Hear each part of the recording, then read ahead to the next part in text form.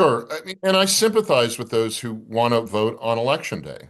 For a long time, that was how I did it. I always felt election day is election day. We ought to vote on election day.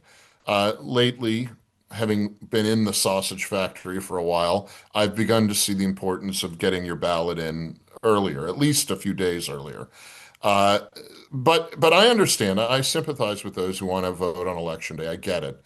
What we tend to see with very late ballots is they amplify how a district trends anyway. So red districts tend to get a little redder with the late ballots, and blue districts tend to get a little bluer with the late ballots. So that's the phenomenon we've seen for a long time. The other phenomenon we've seen for a long time is the overall decline in voter participation. One of the reasons that Washington embraced 100% vote by mail was to increase voter turnout.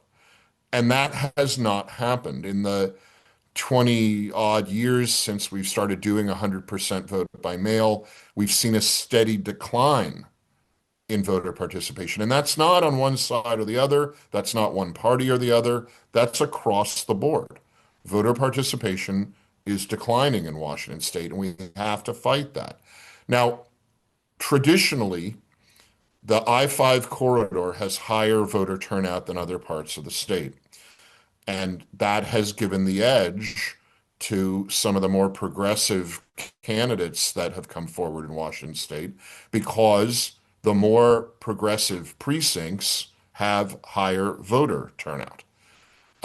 And so, as someone who is on the other side of the spectrum politically from that, I'm doing everything I can to remind people in the districts away from the I-5 corridor that they do have a voice. If we could get our voter turnout numbers up outside of the corridor, we would restore more balance politically to the Washington state government, local governments, and our federal delegation.